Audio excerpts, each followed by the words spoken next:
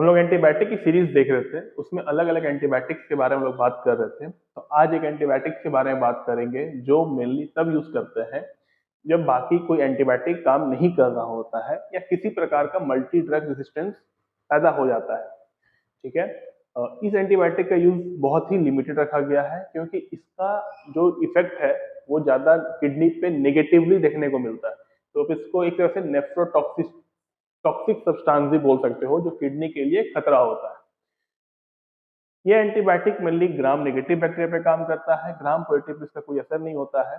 अगर मैं इसके नाम की बात करूं तो इसका नाम है कोलिस्टीन या कोलिस्टीन सल्फेट नाम से भी इसको आप जानते होंगे। इस एंटीबायोटिक का काम क्या है, कैसे ये बॉडी में इफेक्ट वर्क करता है, इफेक्ट होता है, क्या मैकेनिज्म ऑफ एक्शन है, क्या साइड इफेक्ट है, क्या ड्रग इंटरेक्शन है और प्रेगनेंसी में कितना सेफ है कितना नहीं, इन सब सवालों के जवाब हम लोग इस वीडियो में देखेंगे। अंत तक वीडियो को जरूर देखिएगा। नमस्कार, मैं प्रोफेसर रजत आपका दवाइया में स्वागत करता हूं। अगर आप हमारे चैनल पर नए हैं तो प्लीज चैनल को सब्सक्राइब कर दीजिए और अगर आपको ये वीडियो पसंद आता है तो लाइक शेयर जरूर कीजिएगा। कोलेस्ट्रीन एक तरह का ग्राम नेगेटिव बैक्टीरिया वाला एंटीबायोटिक है। आप इसको बोल सकते हो कि पॉलीमिक्सिन क्लास से ये बिलोंग करता है। इसका जो कंपोजिशन है पॉलीमिक्सिन E1 और E2 के साथ आपको देखने को मिलता है और ये पॉलीपेप्टाइड साइक्लिक पॉलीपेप्टाइड एंटीबायोटिक है जो बैसिलस कोलेस्ट्रियस से बना होता है। ठीक है। अगर मैं इसके मैकेनिज्म ऑफ एक्शन की बात करूं तो इसका मैकेनिज्म ऑफ एक्शन बहुत सिंपल सा है। ये क्या करता है, बैक्टीरिया का जो सेल मेम्ब्रेन होता है उसको डिस्टर्ब कर देता है, उसको डीस्टेबलाइज कर देता है क्योंकि बैक्टीरिया के सेल मेम्ब्रेन में लिपोपॉलीसेकेराइड्स पाया जाता है। ठीक है। ये बैक्टीरिया के सेल मेम्ब्रेन के ऊपर एक तरह से डिटर्जेंट की तरह काम करता है। उस लिपोपॉलीसेकेराइड के साथ ये इंटरेक्ट करता है जिसकी वजह से बैक्टीरिया का जो पर्मेबिलिटी होता है सेल मेम्ब्रेन का वो डिस्टर्ब हो जाता है और इंट्रासेलुलर मूवमेंट बढ़ जाता है जिसकी वजह से बैक्टीरिया का डेथ हो जाता है। लेकिन इसका जैसे मैंने कहा रोल बहुत लिमिटेड है।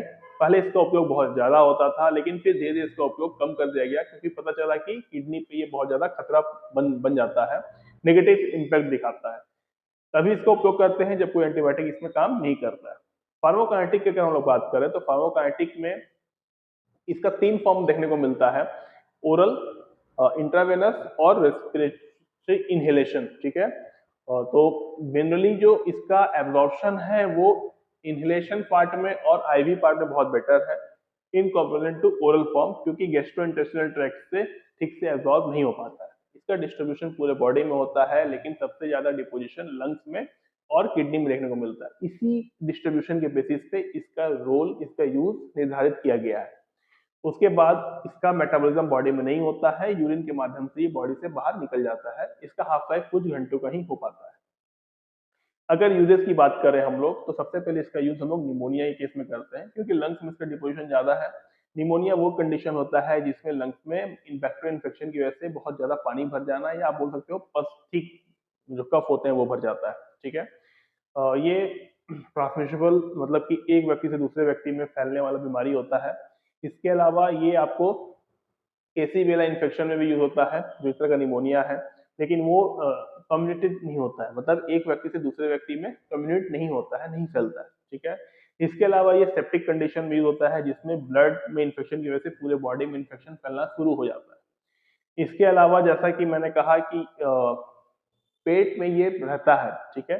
तो इंट्रा एब्डोमिनल इन्फेक्शन जैसे कि आपको कोलाइटिस, डायबिटिक कोलाइटिस या फिर एब्डोमिनल इन्फेक्शन जैसे पेरिटोनटाइटिस जैसे इन्फेक्शन में इसका उपयोग हम लोग करते हैं। पेरिटोनटाइटिस वैसा इन्फेक्शन होता है जो आउटर लाइनिंग होता है ना हमारे बॉडी का, सॉरी स्टमक का। ठीक है। जो हमारे गैस्ट्रोइंटेस्टाइनल ट्रैक्ट है उसका आउटर लाइनिंग है उसमें इन्फेक्शन होता है तो वहां पर तो पेरिटोनटाइटिस कहते हैं। जनरली ये वो पार्ट होते हैं जो लंग्स को और हमारे जो डाइजेस्टिव सिस्टम है उसको सेपरेट करते हैं, वो जो बीच का गैप होता है। ठीक है। इसके अलावा इसका और कोई उपयोग नहीं है। और इसका सस्पेंशन जो होता है वो बच्चों में बनता है, उसके बारे में हम लोग किसी और वीडियो में बात करेंगे। अगर वो साइड इफेक्ट की बात करें तो सबसे पहला इसका साइड इफेक्ट किडनी के ऊपर देखने को मिलता है, नेफ्रोटॉक्सिक। दूसरा इसका साइड इफेक्ट न्यूरोटॉक्सिसिटी देखने को मिलता है जिसमें दौरा पड़ना या फिर चक्कर आने जैसी समस्या देखने को मिलती है। इलेक्ट्रोलाइट इम्बैलेंस बॉडी में देखने को मिल जाता है, कान में सुनने की क्षमता कम हो जाती है, एलर्जिक रिएक्शन देखने को मिलता है या फिर गैस्ट्रोइंटेस्टिनल प्रॉब्लम्स देखने को मिलते हैं जैसे अल्सर वगैरह कभी कभी देखने को मिल जाता है। अगर मैं इसका ड्रग इंटरेक्शन की बात करूं तो जैसे ये किडनी पे बहुत ज़्यादा खतरनाक होता है, तो जो नेफ्रोटॉक्सिन्स होते हैं जैसे अमिकासिन हो गया, वेंकोमाइसिन हो गया, उनके साथ लेने पे किडनी पे नेगेटिव इम्पैक्ट का खतरा बढ़ जाता है या रेनल फेल्योर का खतरा बढ़ जाता है। इसके अलावा अगर इसको कोई न्यूरोमस्कुलर जंक्शन ब्लॉकर्स के साथ लेता है तो वहाँ पे न्यूरोमस्कुलर ब्लॉकर्स की एक्टिविटी बहुत ज़्यादा बढ़ जाती है। एसी इनहिबिटर के साथ लेने पे फिर किडनी पे खतरा बढ़ जाता है, रेनल फेल्योर का खतरा बढ़ जाता है। उसके अलावा अगर इसको हम लोग किसी और दवा के साथ जैसे डिजॉक्सिन के साथ हम लोग लेते हैं तो डिजॉक्सिन की टॉक्सिसिटी देखने को मिलती है, उसका कंसंट्रेशन बॉडी में बहुत ज़्यादा ज़्यादा देखने को मिल जाता है। तो इन सब दवाओं के साथ इसको हम लोग को नहीं लेना चाहिए। अगर मैं इसके प्रेगनेंसी की बात करूँ तो प्रेगनेंसी में ये सेफ नहीं है। कभी भी बिना डॉक्टर से पूछे दवा प्रेगनेंसी केस में या फिर नॉर्मल केस में आपको नहीं लेना चाहिए। यूट्यूब का वीडियो आपके लिए नॉलेज के लिए होता है, ना कि आपको प्रिस्क्राइब करने के लिए होता है, तो ऐसी गलतियां ना करें।